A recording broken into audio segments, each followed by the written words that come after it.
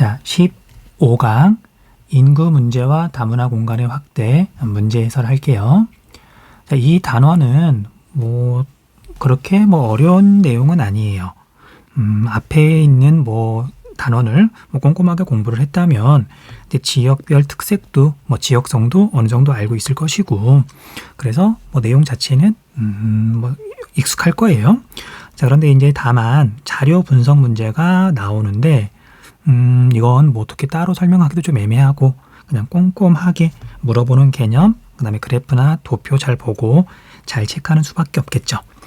자, 아무튼 시작할게요. 자, 첫 번째 대표 기출 확인하기. 1번 다음 자료는 가 지역의 인구 특성에 대한 것이다. 가 지역을 지도에 A2에서 고른 것은. 자, 먼저 지도의 A2를 이렇게 봤더니요. 자, 일단 우리 남부지방하고 남부지방만 지금 나타낸 거네요. 자, A는 전라북도에 있는 군산이고요. 그 바로 위에는 충청남도죠. 금강 하구 쪽에 있고요. 그 다음에 B는 고흥이라는 곳인데 그냥 전형적인 촌락 지역이죠. 바닷가 지역이기도 하고 반도 지역이기도 하고요. 물론 그 바로 오른쪽에 있는 이쪽은 여수인데, 여수는 석유화학 공업이 발달해 있잖아요. 성격이 좀 많이 달라요. 자, 참고로 고흥에는 나로 우주센터라 그래서 우리나라에서 우주선을 발사하는 곳이거든요. 아무튼 지역 특성이니까 기억 좀 해두세요. 그 다음에 C는 더 이상 설명할 게 없는 거제고요. 그 다음에 D는 울산이죠. 그 다음에 E는 포항. 자, 이렇게 놓고 봤더니 그냥 답이 보이죠. 나머지 4개는 어쨌든 C 지역이고 공업이 발달해 있고 그런 특성이 있는데 비고흥은 완전 촌락이잖아요. 정답은 2번이에요. 정말 그런지 한번 확인해 볼게요.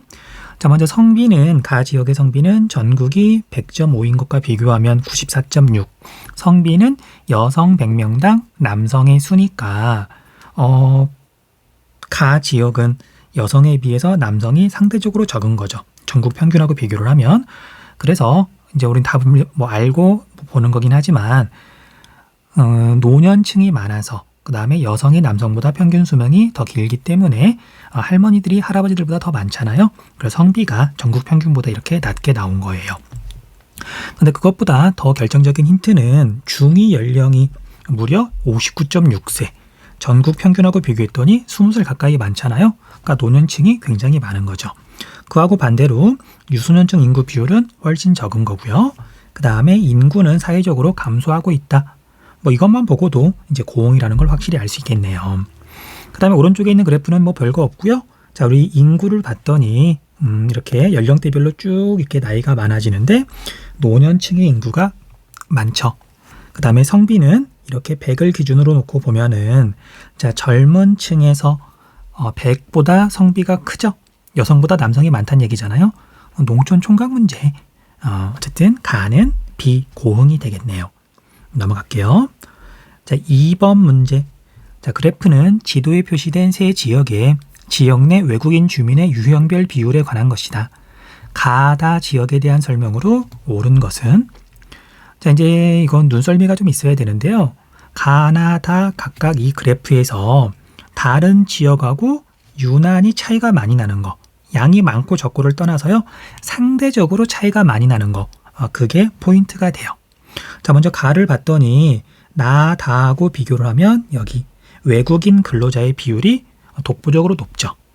그 다음에 나는 가, 다 지역하고 비교를 했더니 유학생의 비율이 유난히 높아요. 대학이 있겠죠. 유명한 대학 같은 것들이. 그 다음에 다는 결혼 이민자의 비율이 가, 나보다 훨씬 높죠. 이걸 바탕으로 풀면 쉽게 정답을 찾을 수가 있어요. 자, 이제 오른쪽에 있는 지도를 봤더니요. 자, 세 지역을 제시하고 있는데, 자, 경기도에 있는 여기는 화성이죠. 화성. 자, 화성은 사실 이렇게 인구 단원이 아니라, 이렇게 대도시권, 그 다음에 공업 단원에서도 굉장히 자주 나오는 지역이죠. 자, 그 다음에 충청도 쪽에 있는 여기는 대전이고요. 대전광역시. 그 다음에 경상북도에 있는 여기는 봉화라는 곳이에요. 자, 봉화에 혹시 사는 친구들이 있을지 모르겠는데 좀 미안한 말이지만 봉화가 어떤 단독 주제로 한국지리 시험 문제에 나올 가능성은 별로 없어요. 그냥 전형적인 촌락 지역. 우리가 경상북도는 전라남도, 전라북도하고 더불어서 깡촌 삼형제잖아요. 그 중에서도 경상북도의 여기 북부 지역은 깡촌 중에 깡촌이거든요.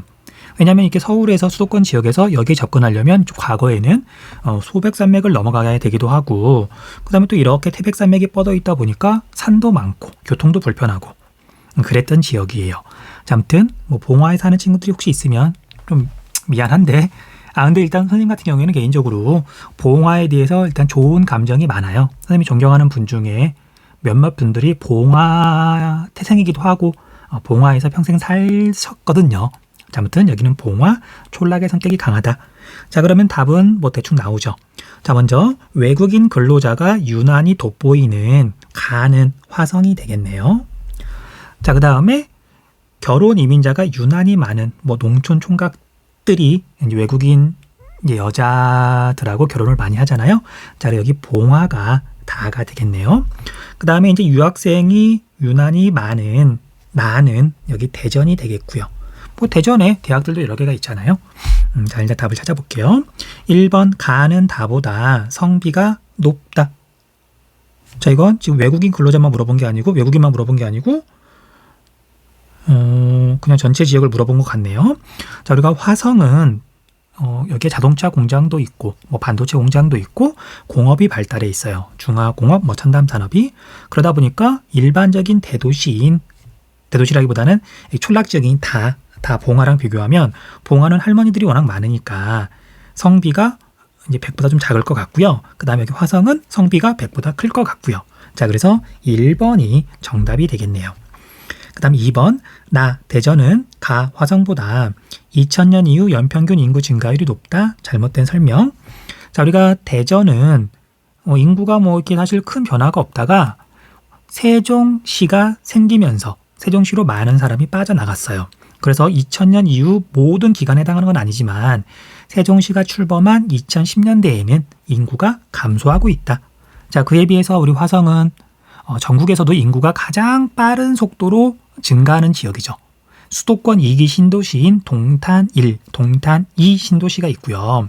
그 다음에 여기에 아까 말했던 것처럼 자동차 공업이 발달해 있고 그다음에 반도체 공장도 있어서 질이 좋은 일자리가 많아요. 그래서 화성은 인구가 굉장히 빠르게 증가한다. 기억 좀 해두세요. 2번은 잘못된 설명이고요. 그 다음에 3번 대전은 봉화보다 총부양비가 높다. 이제 총부양비는 청장년층의 비율하고 반비례하잖아요. 그런데 이제 우리가 뭐 수치가 나와 있는 건 아니지만 우리 봉화 촌락 지역은 워낙 노년층 인구가 많으니까 상대적으로 청장년층의 인구 비율이 적을 수밖에 없죠. 자, 그래서 이건 잘못된 설명이라는 걸 알 수가 있고요. 그 다음에 나는 다보다 대전은 봉화보다 노령화 지수가 높다. 이건 뭐 설명할 게 없네요. 그 다음에 봉화는 화성보다 유소년 부양비가 높다. 이것도 완전히 잘못된 설명이고요. 자, 정답은 1번.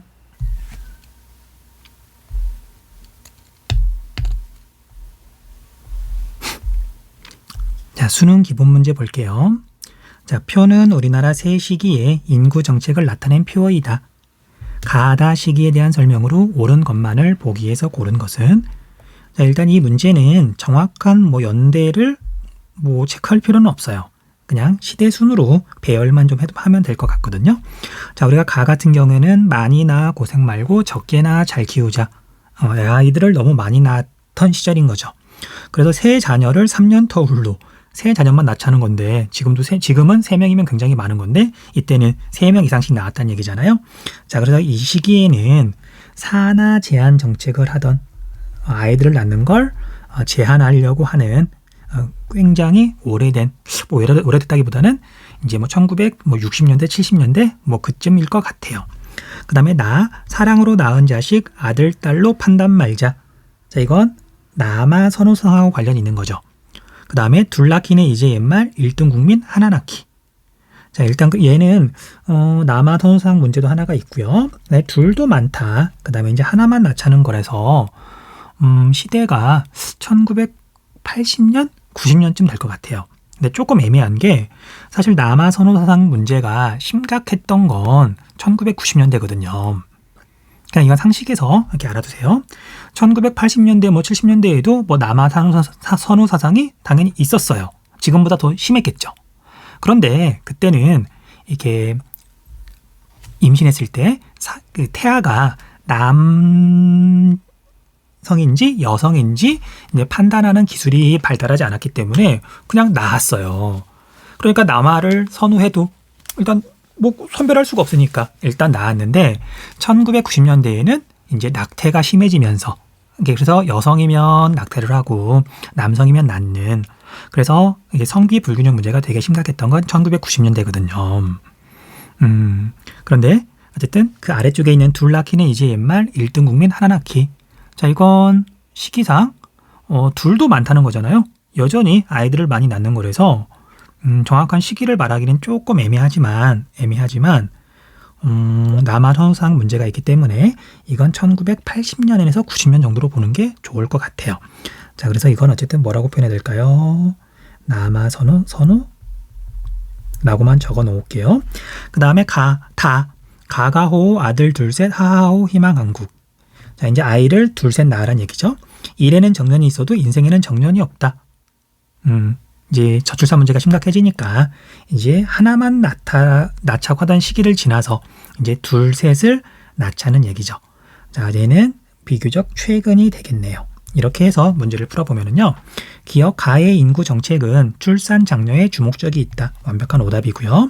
그 다음 니은 가는 다보다 합계 출산율이 높다. 옳은 설명이죠. 그 다음에 디귿 나는 다보다 노령화 지수가 높다. 노령화 지수는 최근이 높을 거니까 오답이고요. 그 다음에 다는 가보다 비혼율과 만혼율이 높다. 결혼하지 않는 비율, 늦게 결혼하는 비율이죠. 옳은 설명이네요. 자, 가하고 나는 표가 조금 애매한 감이 있는데 이건 시기를 구별하지 않더라도 정답을 찾을 수 있도록 구성이 되어 있죠. 그래서 그냥 넘어가도 될 것 같아요. 자, 정답은 니은 리을 4번이 되겠네요. 그 다음 2번 그래프는 우리나라의 노년 부양비와 65세 이상 인구 비율 변화 추세를 나타낸 것이다. 이에 대한 추론으로 옳은 것만을 보기에서 고른 것은 그래프 분석 문제니까요. 한번 보기 곧바로 볼게요. 2020년대 중반이면 이 무렵이 되겠네요. 초고령 사회에 진입할 것이다. 자, 초고령 사회는요. 노년층 인구 비율이 20% 이상인 단계를 초고령 사회라고 그러죠. 그래서 20년대 중반을 봤더니 65세 이상 인구 비율, 노년층 인구 비율이 20%를 넘어가네요. 그래서 기억은 옳은 설명이네요. 그 다음 니은 연금, 의료, 복지 부문에서 사회적 비용이 증가할 것이다. 당연한 말이고요. 자, 그 다음에 정년 단축을 통한 청장년층 일자리 확대 정책이 추진될 것이다. 이건 X죠. 자, 갈수록 노년들이 어마어마하게 많아질 건데요. 늘어날 건데 여기 나온 것처럼 65세 이상 인구 비율이 2050년쯤 되면 전체 인구의 40% 정도. 그리고 노년 부양비는 거의 80 가까이 되잖아요. 자, 그럼 어떤 문제가 발생하냐면 물론 여러분도 잘 알고 있을 것 같긴 한데 퇴임을 하면 이제 경제활동을 별로 하지 않게 되고요. 그리고 일정한 시간이 지나면 연금을 받게 되잖아요. 그럼 그게 고스란히 청장년층의 부담이 되잖아요. 그래서 앞으로는 정년을 더 늘린다든지 하는 그런 정책을 펼 가능성이 높잖아요. 노인들도 경제활동을 해야 국가 전체적으로 보면 부담이 좀 적으니까. 그런데 디귿은 완전히 그 반대를 말하고 있잖아요. 그래서 정답이 될 수가 없고요. 그 다음 2040년에는 65세 이상 인구가 노년층 인구가 15세에서 64세 청장년층 인구보다 많을 것이다. 자, 2040년을 봤더니요. 65세 이상 인구가 대략 얼마냐면 여기 보니까 2040년 30%가 조금 넘네요. 40%는 안 되고요. 그 다음에 이때 청장년층은 이렇게 부르는 게 아니군요. 자, 우리가 노년 부양비를 봤더니요. 노년 부양비는 청장년층 인구 분의 노년층 인구 곱하기 100이잖아요. 그래서 100일 때가 노년층 인구하고 청장년층 인구하고 똑같은 거고요. 이것보다 수치가 작다는 건 청장년층이 더 많다는 얘기고요. 이것보다 100보다 수치가 더 크다는 건 노년층의 인구가 더 많다는 뜻이에요. 그래서 계산할 것도 없이 노년 부양비가 60 정도니까 2040년에는 청장년층이 노년층에 비해서 더 인구가 많다는 뜻이에요. 그래서 얘는 오답이 되겠네요. 자, 그럼 정답은 기역, 니은 1번. 3번. 그래프는 두 시기에 연령대별 출산율을 나타낸 것이다. 가 시기와 비교한 나 시기의 상대적 특성을 그림의 A, 2에서 고른 것은 단, 가, 나는 각각 1993년과 2018년 중 하나임. 자, 연령대별 출산율을 나타내고 있는데요. 가는 30에서 34세, 35에서 39세, 30대에 태어나는 아이들이 제일 많네요. 자, 그에 비해서 나는 25세에서 29세, 여기가 제일 많죠. 그래서 나는 상대적으로 젊었을 때 아이들을 낳는 과거 1993년이고요. 가는 2018년 비교적 최근이 되겠네요. 자, 가와 비교한 나 1993년에 상대적 특성을 물어보고 있으니까요. 합계 출산율은 높다. 자, 이렇게 높은 쪽으로 살표를 했으면 밑에 있는 것들은 정답이 될 수가 없죠. 그 다음에 평균 초혼 연령, 처음 결혼하는 연령, 재혼도 있고 있으니까요. 초혼 연령은 당연히 낮다. 그러면 여기 C하고 B는 정답이 될 수가 없겠네요. 그 다음 유소년 부양비는 상대적으로 아이들이 많았을 거니까 높다. 자, 그러면 이미 이제 정답이 A 하나밖에 없네요. 답은 1번이 되겠네요. 그 다음 4번. 다음 글의 기역, 미음에 대한 설명으로 옳지 않은 것은 자, 우리나라는 의학기술 발달과 경제성장에 따른 생활 수준 향상으로 기대 수명이 늘어나면서 옳은 설명이네요. 늘어나면서 고령화 현상이 빠르게 진행되고 있다. 출생률 저하가 지속될 때 더욱 심해진다. 맞는 말이죠. 그 다음 고령화는 비경제활동 인구인 노년층을 부양하기 위한 사회적 비용을 증가시켜 국가 재정에 부담을 주게 된다. 자, 디귿에 대비하기 위해 공적연금 제도를 폐지해야 된다. 노년층이 늘어나서 그다음에 노년층은 경제활동을 할 수 없는 사람들이 많은데 근데 공적연금 제도를 폐지한다? 말도 안 되는 거죠. 공적연금 제도를 개선해야 되겠죠.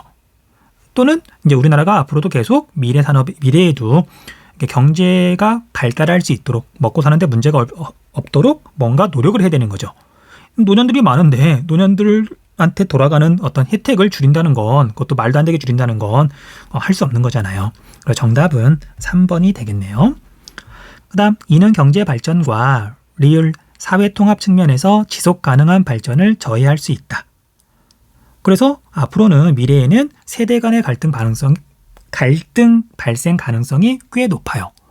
노년층은 어쨌든 자기들이 경제적으로 이제 퇴임해서 어려워지는 시기에 어쨌든 연금을 더 많이 받고 싶어 하는 거고요. 또는 어떤 복지 정책의 혜택을 누리고 싶은 거고. 그런데 그게 대부분 세금으로 이루어지다 보니까 청장년층들은 당연히 노년층이 그렇게 요구하는 거에 대해서 반감이 생길 가능성이 있는 거잖아요. 그래서 미래에는 세대 간의 갈등이 심해질 가능성이 있어요. 옳은 설명이네요. 그 다음에 특히 고령화는 미음, 국가 경제의 활력을 떨어뜨리고 지금까지 설명했던 것처럼 경제활동을 하지 못하는 사람이 대부분이다 보니까요. 고령층 부양 부담이 증가하기 때문이죠. 옳은 설명. 정답은 3번.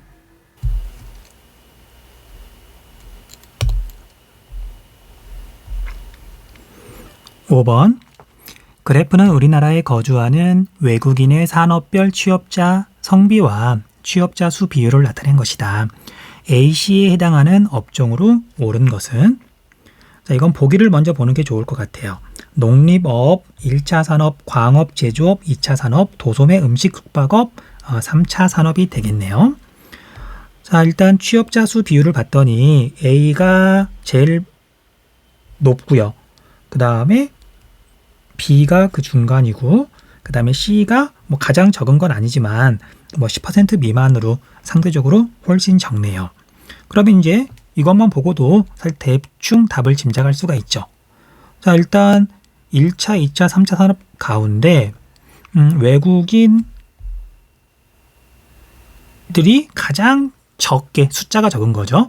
적게 취업해 있는 산업은 1차 산업이 돼요. 일단 기본적으로 우리나라 내국인, 우리나라 사람들만 하더라도 1차 산업에 종사하는 사람의 비율이 굉장히 적잖아요. 2차 산업과 3차 산업하고 비교하면. 그러니까 거기에서 필요로 하는 외국인 노동자들의 수도 상대적으로 적을 수밖에 없어요. 자, 그래서 C가 농림업이 될 수밖에 없어요. C가 농림업. 그 다음에 이제 A하고 B는 제조업, 2차냐, 3차 산업이냐. 그런데 이제 우리가 뭐 이미 알고 있는 정보를 알고 있는 친구라면 뭐 쉽게 구분할 수 있겠지만, 그런데 A하고 B를 보면 성비가 많이 다르죠. 자, 우리가 B는 성비가 100보다 훨씬 낮아서 작아서 B는 상대적으로 여성이 많은 거고요. 그 다음에 A는 지금 상대적으로 남성이 훨씬 많은 거죠. 우리가 성비라고 하는 개념이 그걸 나타내고 있는 거니까. 자, 그래서 제조업하고 서비스업 가운데 외국인 취업자를 봤더니 남성이 더 많은 게 A, 남성이 훨씬 더 많은 게 광업 제조업이 될 거고요. 공장에서 남성들이 더 많이 일을 하는 거죠. 그 다음에 서비스업은 아무래도 여성들이 더 유리할 수밖에 없죠. 도소매 특히 음식 숙박업 있잖아요. 음식점에서 서빙을 한다. 여성들이 아무래도 인건비가 조금 더 쌀 테니까. 자, 그래서 정답은 4번이 되겠네요. 그 다음 6번. 그래프는 우리나라의 외국인 주민 현황을 나타낸 것이다. 이에 대한 설명으로 옳은 것만을 보기에서 고른 것은 단, 가, 다는 각각 결혼 이민자, 유학생, 외국인 근로자 중 하나임. 자, 이제 위에 있는 것하고 연결은 안 되는군요. 자, 먼저 가, 나, 다를 봤더니 가는 가, 나, 다하고 비교했을 때 일단 외국인 주민의 수가 월등히 많아요. 그러니까 모든 이런 부분 중에서 가장 많죠. 자, 그래서 가가 외국인 노동자예요. 외국인 근로자. 자, 그 다음에 나하고 다는 숫자는 비슷한데 남성과 여성의 비율이 다르죠. 자, 그러면 결혼 이민자하고 유학생 가운데 상대적으로 여성의 인구 비율이 높은 나는 뭘까요?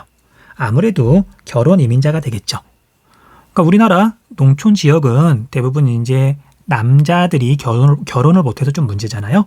그게 좀 작용을 해서 우리나라 남자하고 외국인 여자하고 결혼하는 게 우리나라 여성하고 외국인 남성하고 결혼하는 것보다 훨씬 더 많아요.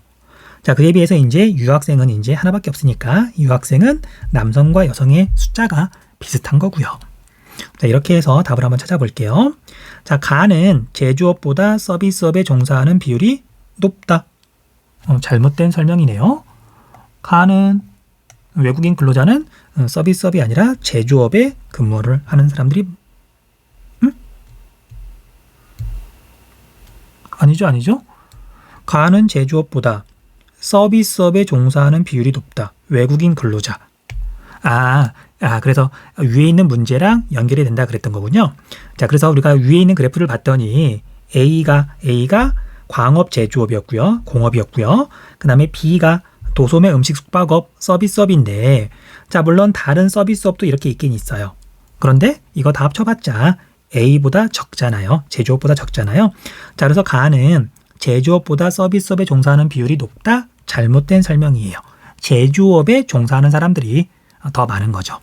그 다음에 나의 성비는 수도권이 비수도권보다 높다. 성비가 높다는 얘기는 여성 100명당 남성의 수가 상대적으로 더 많다는 건데, 그쵸? 그래서 성비는 외국 결혼 이민자의 성비는 촌락 지역으로 가면 갈수록 상대적으로 여성이 더 많은 거죠. 상대적으로 여성이 더 많다? 성비가 낮은 거죠. 그래서 수도권이 비수도권, 지방에 비해서 결혼 이민자의 성비는 높다. 옳은 설명이 되겠네요. 그 다음에 다는 유학생인데 도시보다 촌락에 주로 거주한다. 잘못된 설명이고요. 가는 외국인 근로자, 나는 결혼 이민자이다. 옳은 설명이네요. 정답은 4번. 그 다음에 7번.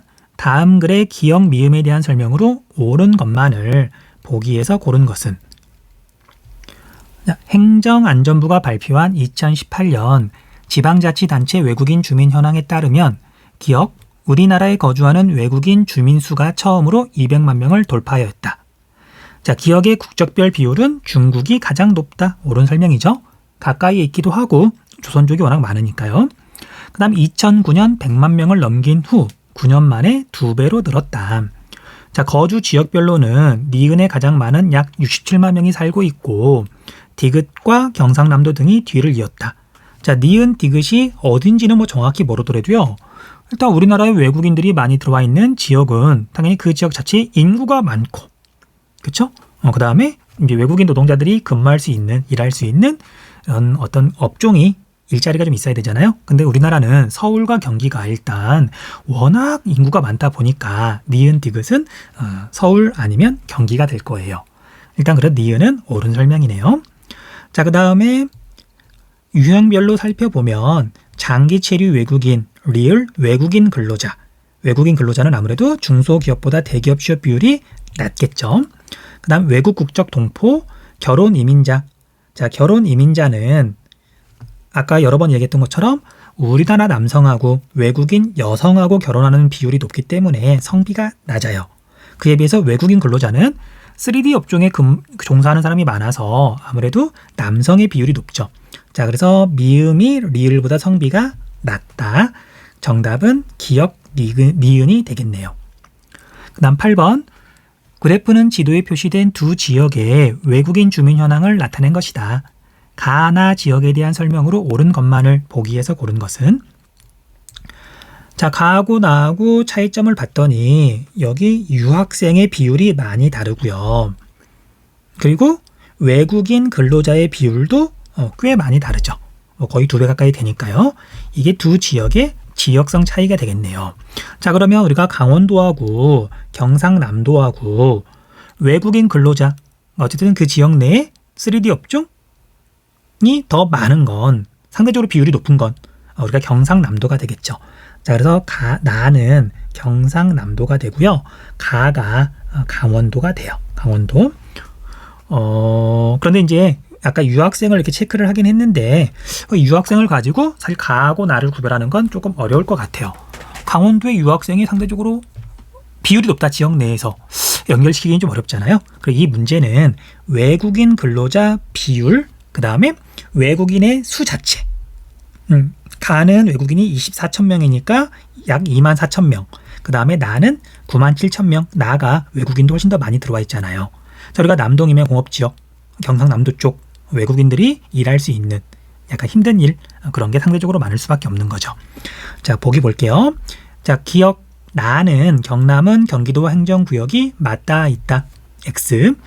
니은 가는 강원은 나보다 경남보다 총 인구가 많다. X. 경상남도가 훨씬 많죠. 그 다음에 나는 경남은 강원보다 결혼 이민자가 많다. 자, 이건 비율만 보면 안 돼요. 자, 비율만 보면 대략 3대 2인데 총 인구를 봤더니 1대 4 정도가 되죠. 자, 그래서 이걸 곱한 게 실제 인구수 비율이니까 대략 강원보다 경남 쪽이 결혼 이민자 수가 2배가 넘겠네요. 2배에서 거의 3배 가까이 되겠네요. 자, 그래서 디귿은 옳은 설명. 자, 이걸 뭐 실제로 막 계산하는 사람은 없겠죠. 외국인 수 자체가 4배쯤 차이가 나고요. 그 다음에 결혼 이민자 비율은 그만큼 차이가 안 나니까 그냥 이건 눈으로 보면 알 수 있는 거죠. 그 다음에 경남은 강원보다 제조업 사업체 수가 많다. 옳은 설명이 되겠네요. 외국인들도 훨씬 많고요. 외국인 근로자 수 비율도 높으니까 그 지역 내에 제조업이 더 많을 수밖에 없는 거죠. 정답은 5번. 수능 실전 문제 볼게요. 자, 그래프는 우리나라 세 시기에 연령층별 인구 구조를 나타낸 것이다. 가다 시기에 대한 설명으로 옳은 것만을 보기에서 고른 것은? 가다는 각각 1980년, 2020년, 2060년 중 하나임. 자, 이건 비율이 아니라 숫자들은 100만 명 실제 인구 수를 나타낸 거네요. 그 다음에 유소년층, 청장년층, 노년층을 이렇게 표시하고 있는데 뭐 시기를 구별하는 건 어렵지 않죠. 뭐 청장년층을 봐도 좋고요. 노년층을 봐도 좋고 뭐 유소년층을 봐도 좋은데 선생님 같으면 노년층을 보겠어요. 자, 우리가 시간이 지날수록 어떤 정책이나 그런 거하고 별로 상관없이 꾸준하게 변하는 게 노년층이거든요. 노년층은 계속 늘어요. 자, 그래서 노년층의 인구 비율이 1.5%밖에 안 됐던 다가 1980년이고요. 그 다음에 노년층의 인구 비율이 이게 아까 퍼센트라 그랬죠? 1.500만 명. 그 다음에 810만 명. 810만 명인 가가 2020년 오늘날이 되겠네요. 그리고 현재는 노년층이 유소년층에 비해서 인구가 더 많네요. 노령화 지수가 100보다 더 크다는 얘기죠. 그 다음에 노년층의 인구가 무려 1880만 명이나 될 것으로 예상되는 나아가 2060년이 될 거고요. 자, 이제 밑에 있는 보기 볼게요. 자, 가는 나보다 총 부양비가 높다. 자, 총 부양비는 청장년층의 인구 비율만 보면 되죠. 자, 우리 굳이 공식은 안 적을게요. 그래서 총 부양비하고 청장년층의 비율하고는 반비례하기 때문에 청장년층이 몇 퍼센트나 되느냐 그것만 살펴보면 돼요. 자, 그래서 가하고 나를 봤더니요. 나가 지금 청장년층의 인구 비율이 훨씬 낮잖아요. 그래서 총 부양비는 나가 가보다 더 크겠네요. 그쵸? 나가 가보다 더 크니까 기억은 지금 잘못된 설명. 그 다음에 니은 나는 다보다 노령화 지수가 높다. 노령화 지수는 유소년층에 비해서 노년층의 인구가 얼마나 많느냐. 유소년층 인구 분의 노년층 인구 곱하기 100이에요. 고령화율하고 좀 다른 개념이에요. 자, 이건 이 숫자 유소년층 인구하고 노년층의 인구를 이렇게 보면 되는데 나가 다보다 노령화 지수가 훨씬 높죠. 계산해 볼 것도 없어요. 그 다음에 다는 가보다 인구의 자연 증가율이 높다. 1980년대가 자연 증가율이 높았다. 옳은 설명이고요. 가나 다 순으로 시기가 앞선다가 아니라 다 가나 순으로 시기가 앞서겠네요. 자, 정답은 니은 디귿 3번. 자, 그 다음에 다음 글의 기역 리을에 대한 추론으로 옳은 것만을 보기에서 고른 것은. 자, 문제가 살짝 쪼잔해요. 어려운 문제는 아닌데 한번 볼게요. 자, 통계청이 발표한 장래 인구 특별 추계 2017년부터 2067년에 따르면 우리나라 총 인구는 2028년 5,194만 명을 정점으로 2029년부터 감소할 것으로 예상된다. 총 인구가 2029년부터 감소할 것으로 예상된다. 이는 2016년 발표된 2015년에서 2065년 장래 인구 추계 때보다 인구 감소 시기가 3년 앞당겨진 것이다. 자, 2044년에는 인구 5천만 명 선이 무너지고 2067년에는 총 인구가 3,929만 명으로 감소할 전망이다. 이는 출산율과 기대수명, 국제순이동 등 인구 변동 요인의 중간값을 조합해서 추산된 중위 추계 시나리오이다. 고위 추계를 적용하면 인구 5천만 명 붕괴 시점을 2055년으로, 원래는 2044년인데 2055년으로 늦출 수 있을 것으로 예상되었으며, 반대로 저위 추계 때에는 2034년으로 단축될 것으로 나타났다.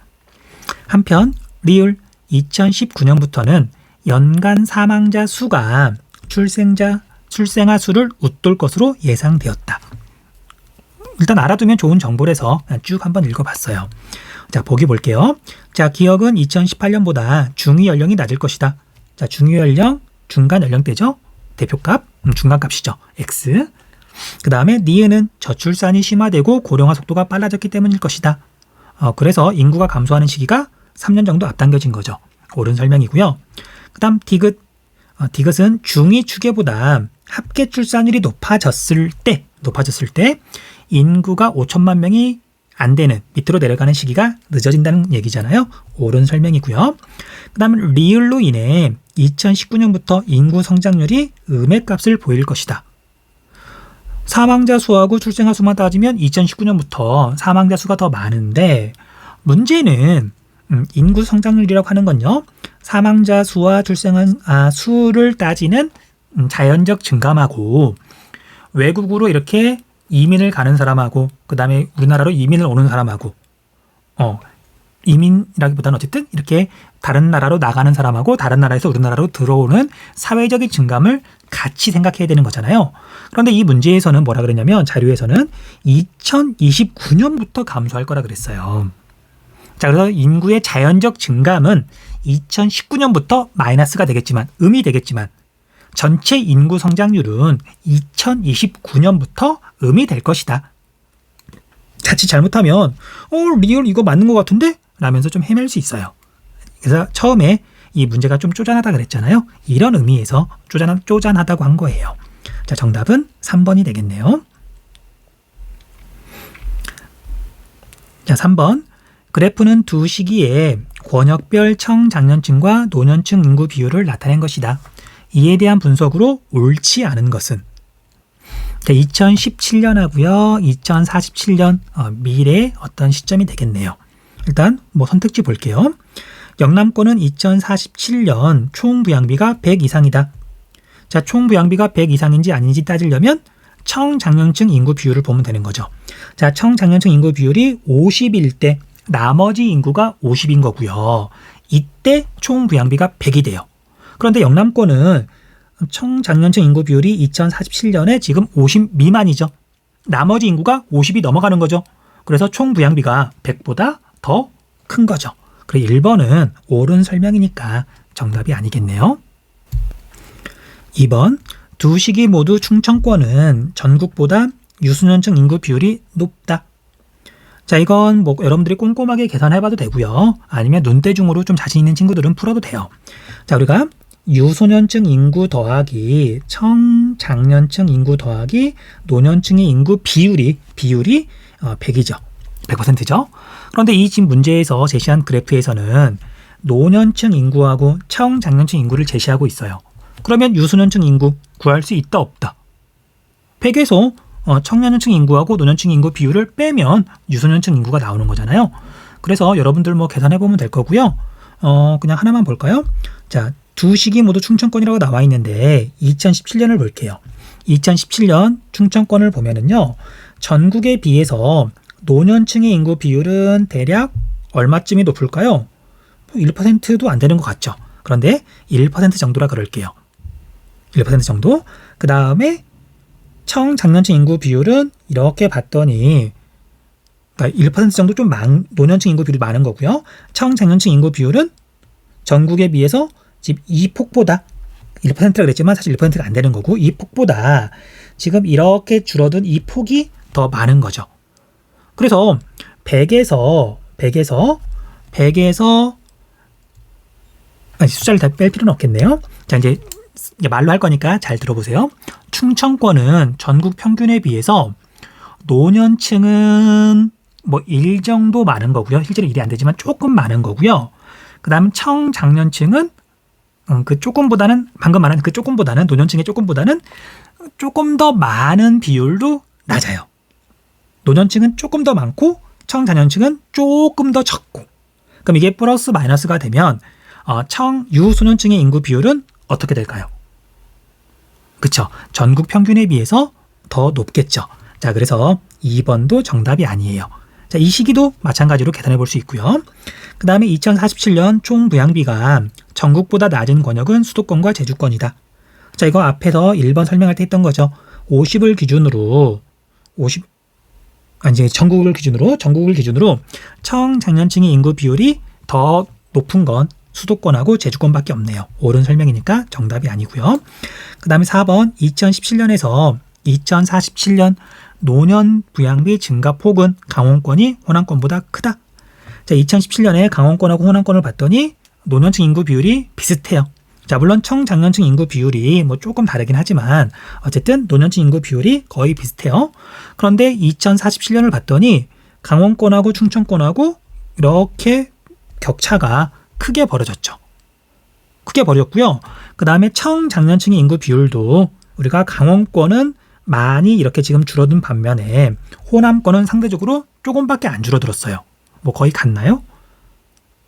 아니죠. 이게 지금 같은 게 아니고 밑에 있는 수치를 봐야 되긴 하는데 어쨌든 상대적인 거니까 어쨌든 강원권이 호남권보다는 청장년층 인구 비율이 더 큰 폭으로 줄어들었네요. 자, 이거 두 가지를 종합해보면 4번이 옳은 설명이에요. 그 다음 노년층 인구 비율의 권역 간 최대 격차는 2017년이 2047년보다 크다. 자, 이건 그대로 보면 되는 거죠. 2017년에는요. 호남권하고 수도권하고 격차가 여기 비율 보면 되겠죠. 이 정도였던 데 비해서 2047년에는 여기하고 이렇게 차이가 나는 거잖아요. 그래서 얘는 잘못된 설명. 정답은 5번이 되겠네요.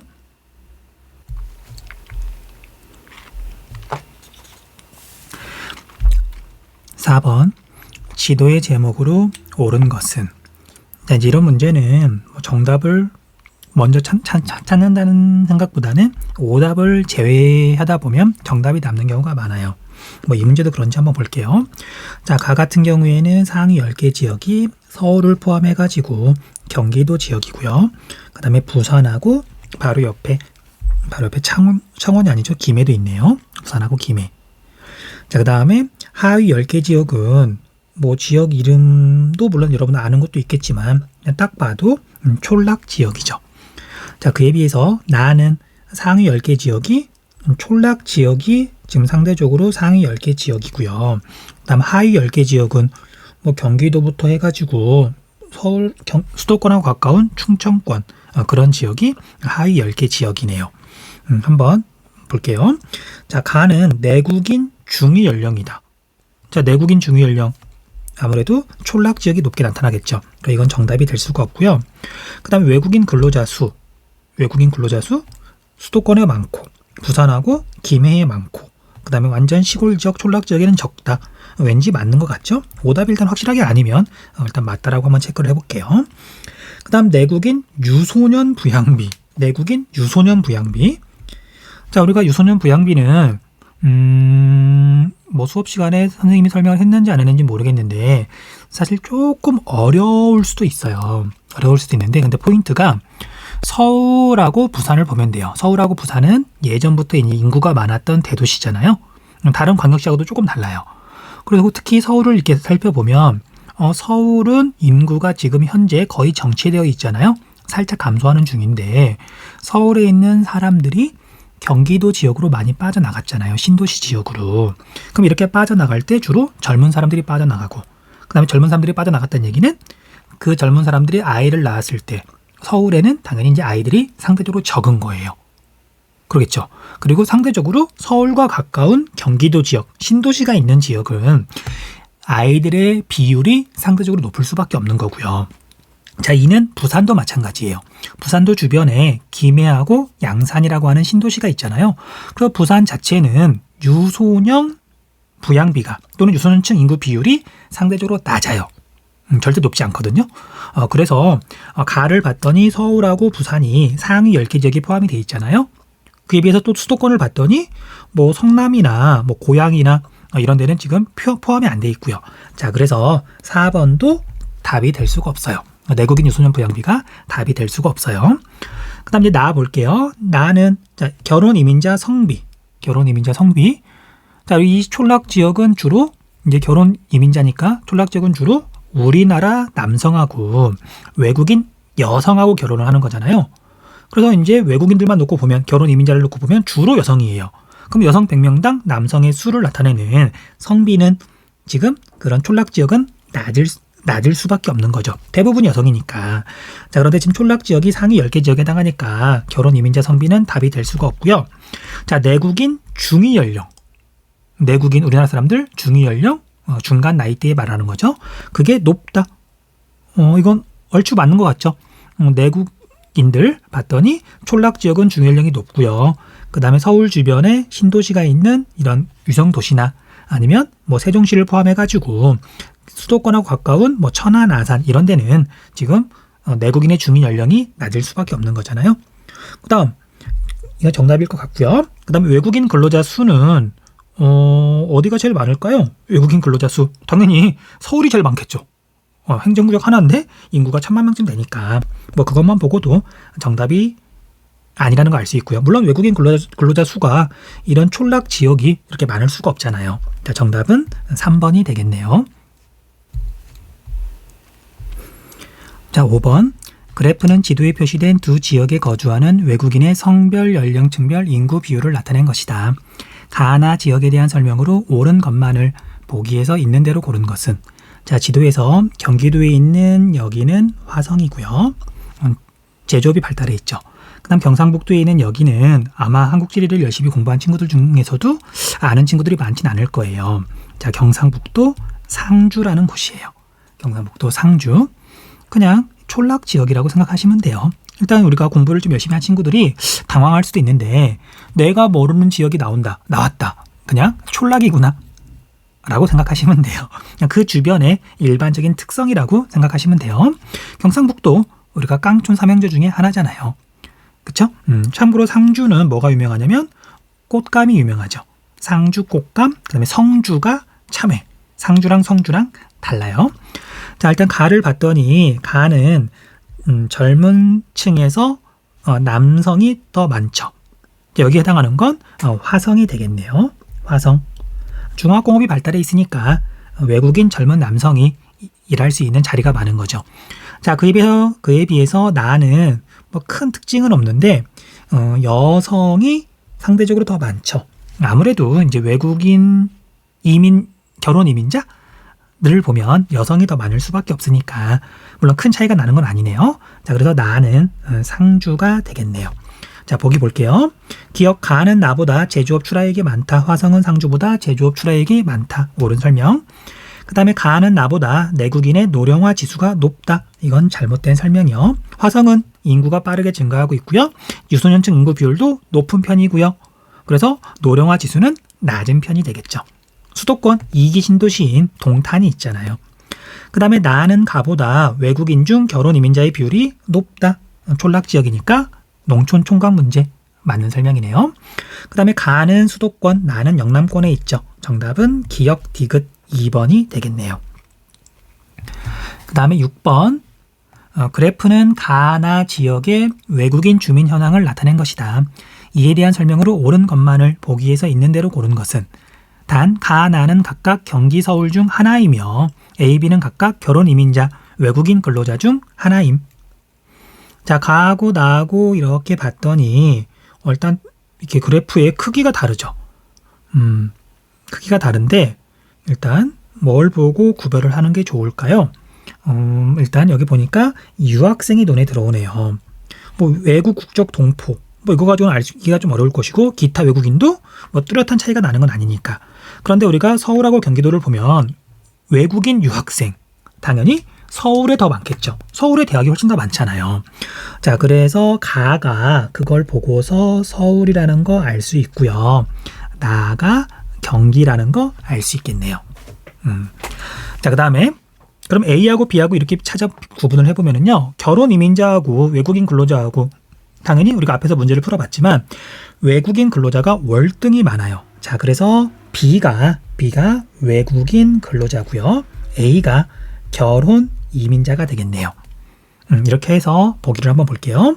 기억, 서울은 유학생이 결혼 이민자보다 많다. 자, 서울은 유학생이 결혼 이민자보다 많네요. 그 다음 니은, 경기는 외국 국적 동포가 외국인 근로자보다 많다. 잘못된 설명.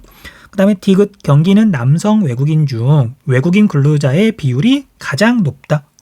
자, 남성 외국인 중 B가 제일 많네요. B는 외국인 근로자. 옳은 설명이고요. 그 다음 리을, 서울은 경기보다 결혼 이민자의 성비가 높다. 성비는 여성 100명분의 남성의 수죠. 여성 100명당 남성의 수예요. 그래서 뭐 굳이 계산해 볼 거 없이 우리가 남성은 이렇게 10,000명씩 비슷한데 여성의 수가 경기도가 훨씬 많죠. 그래서 성비는 서울보다 경기가, 그러니까 다시 서울은 경기보다 성비가 높다. 맞는 설명이에요. 그러니까 정답은 기역, 디귿, 리을 4번이 되겠네요. 자, 여기까지 하면 15강 문제 해설이 다 끝났고요. 선생님이 이제 꽤 오랜만에 한 달 넘었나요? 오랜만에 이제 해설을 하다 보니까 약간 버벅인 감이 있었는데 다음 강은 내일이나 모레쯤 이게 녹화해가지고 곧바로 올릴게요. 아마 컨디션이 조금 더 올라와서 좀 매끄럽게 해설할 수 있지 않을까 기대해봐요. 자, 아무튼 수고하셨고요. 다음 강의에서 만날게요.